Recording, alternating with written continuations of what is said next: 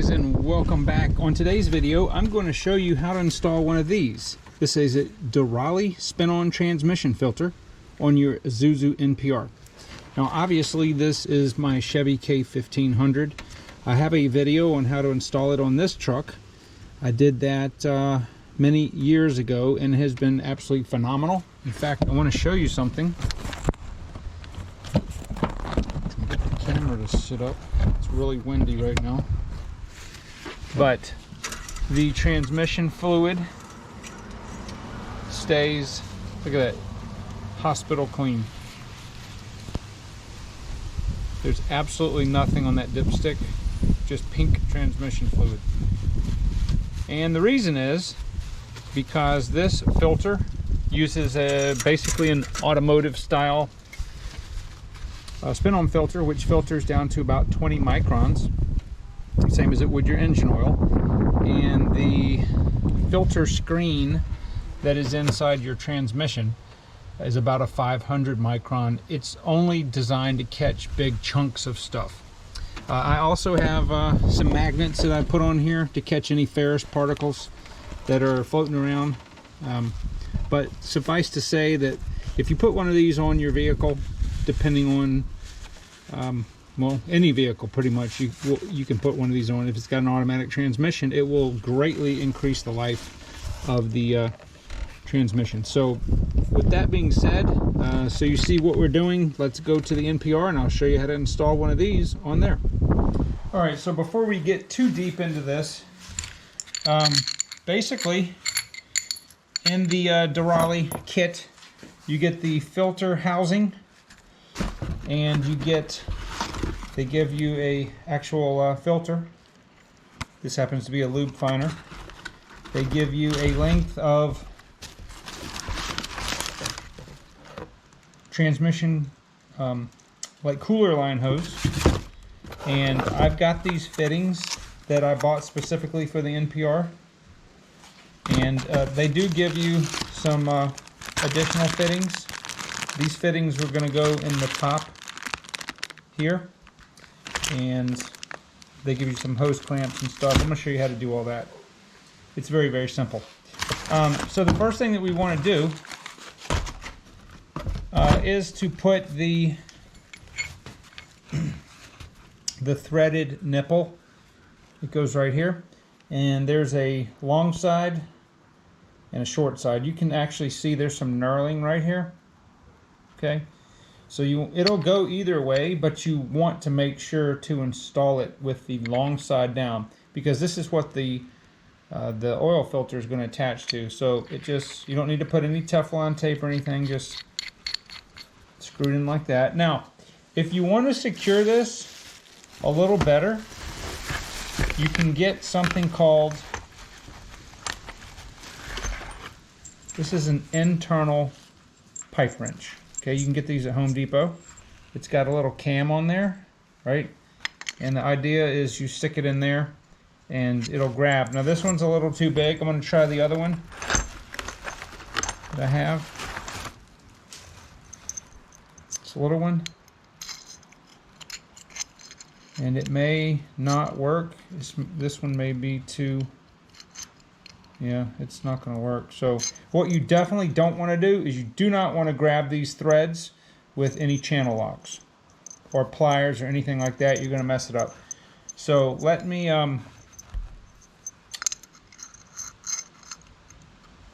see if I can get it to, there we go.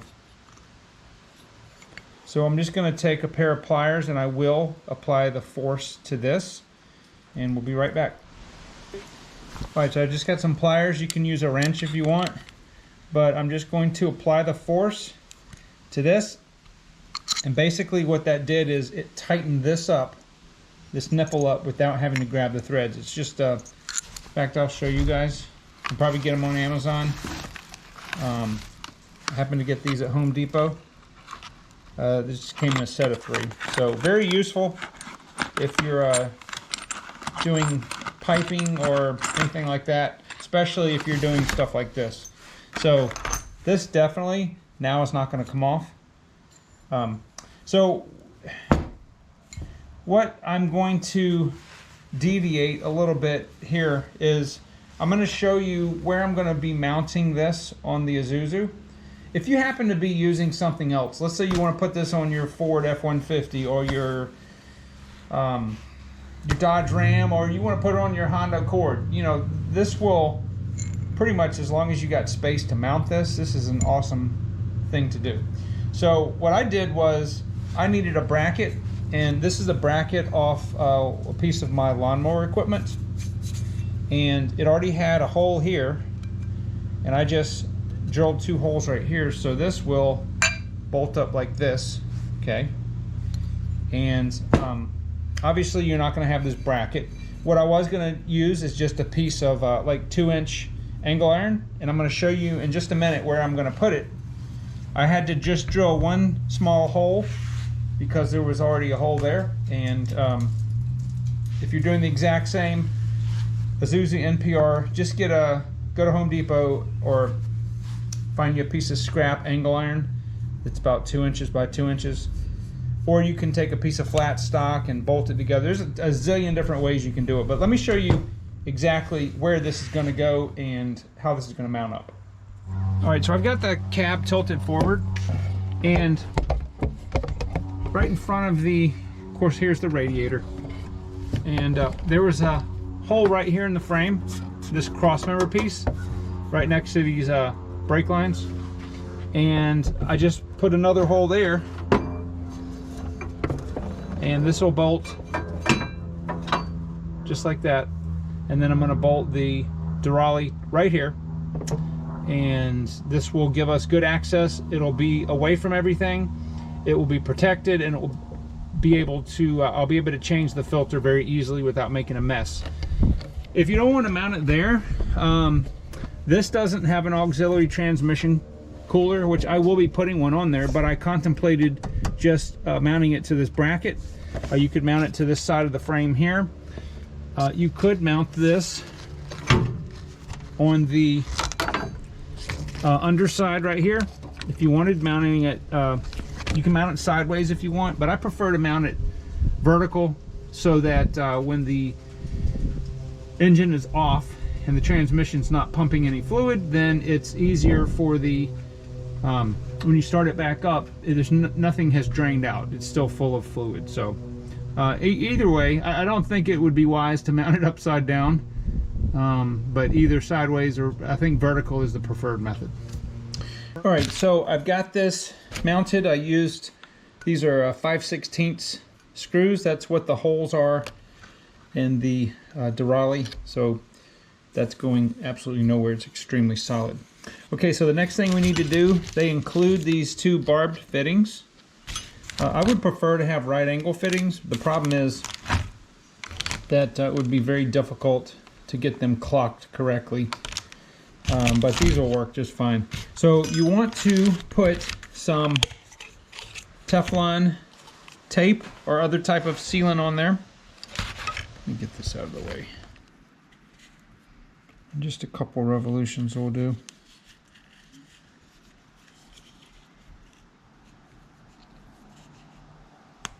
Okay.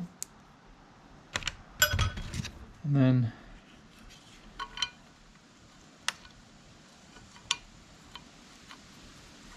get them started like that.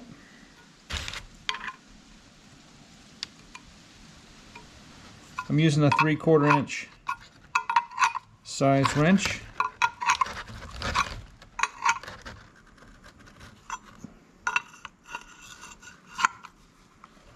Okay, that's plenty good enough.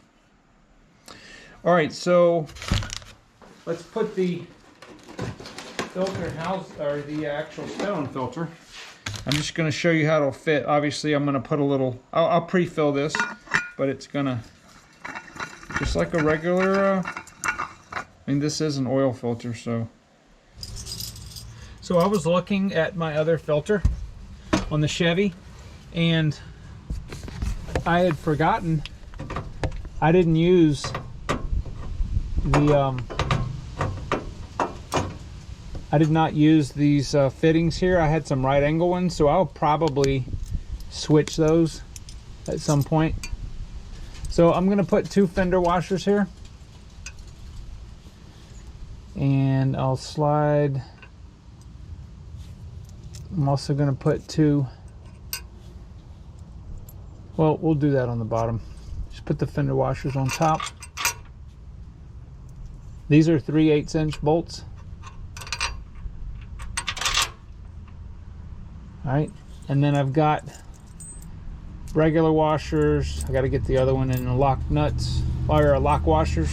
All right, so one thing to note, you have to decide, and you may be asking, why am I putting it in this line? So this is the line that comes from the transmission into the radiator portion of the cooler, goes through the radiator, comes out of this line here, and goes back to the transmission. I want the filter in the place where it comes out of the transmission. So if it were to ever, if the clutches or anything failed and produced a bunch of debris and it went through here, it'll keep it out of the cooler. And ultimately, when I put the auxiliary transmission cooler on, I will plumb it into this line. So it keeps everything clean. So that's why I have it on this line. I mean, you could put it on this line, but there's no good logical reason to do that. It's gonna work the same on either line, but this way, the filter will protect these components. All right, so I'm gonna take the female fitting here, and I'm just gonna put it on like this. And I'll tighten that up in just a minute. I'm just gonna put this aside, out of the way, so you guys can see what I'm doing. And then this one goes into the radiator just like that. And it's going to start flowing out of here in just a minute. Now this doesn't need to be super tight, okay? Just snug. This is aluminum. Now if you wanted to use AN fittings here instead of the barbs, that's fine. It's your choice. But I'm going to use the barbs. All right, now let me tighten this one right here.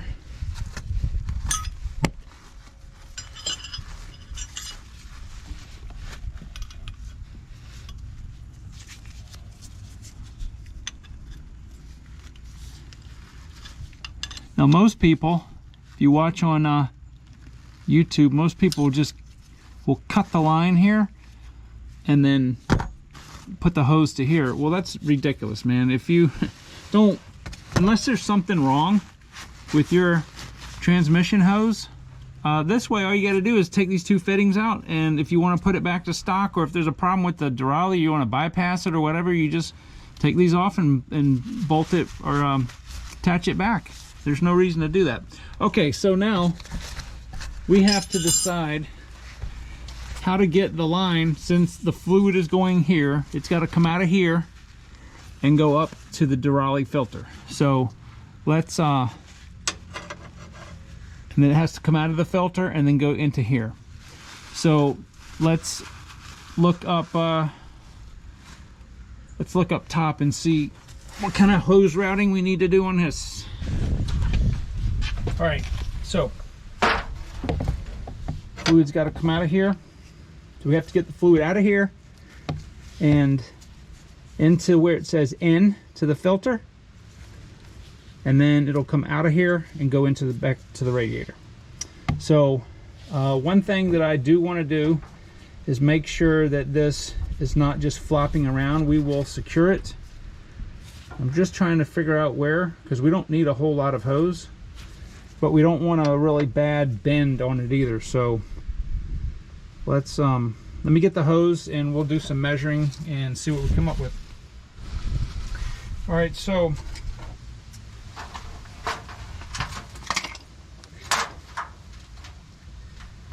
we're going to use the clamps that come in the kit. These are just hose clamps. I prefer fuel injection clamps. That's what I have on the Chevy. They're a little stronger and they have a little bit more pressure, but there's no way that this thing is coming off.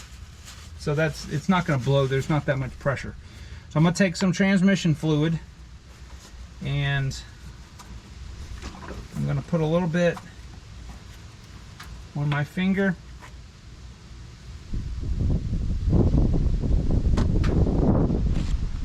Put a little bit on the barb here. In fact, I'll just go ahead and do both of them.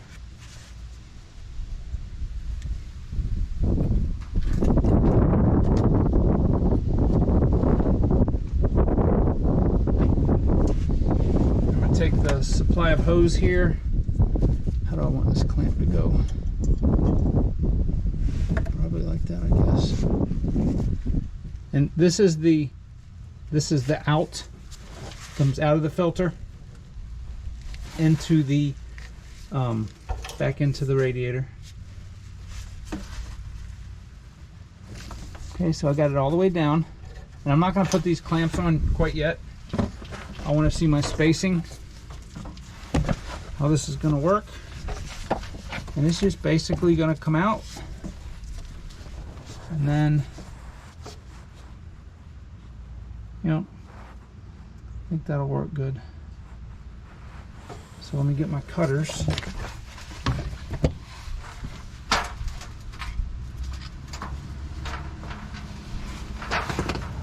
You don't want too aggressive a bend in this hose. You could turn it like this. So there's a lot of options. I think I'm going to do it like this. And I think what I'm going to do later on is I'm going to change out these barbs to the right angle ones.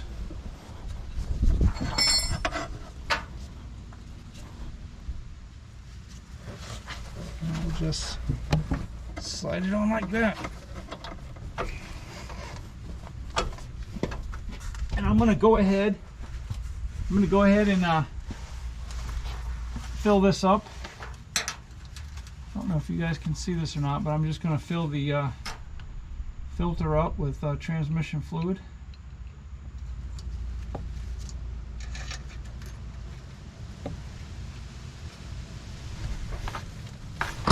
Slide this on. Sorry if my hands are getting in the way. Alright, here we go. I do have the clamp on the other end.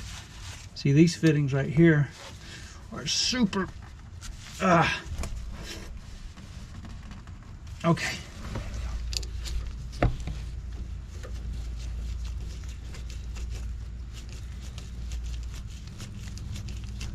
All right, so here we are, several hours and 4 auto parts later. I cannot get this fitting right here to stop leaking.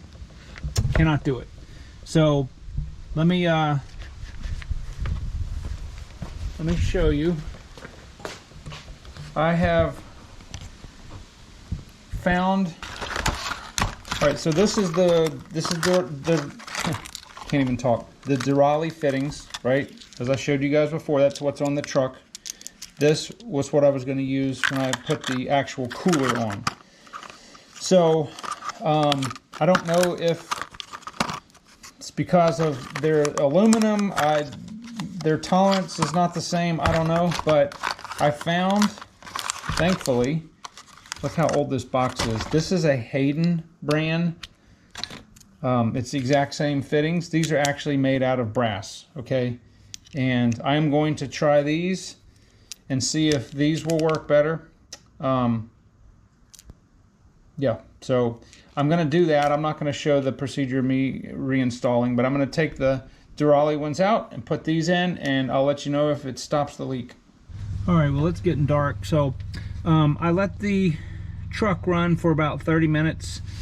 The lines are nice and warm. The scan gauge says it's 123 degrees. I put some, took some 5/8 heater hose and put a shield around. This is just temporary. When I get the actual cooler installed, I'll move the lines and put them in their permanent place with some decent looking hose securing whatever I'm trying to say.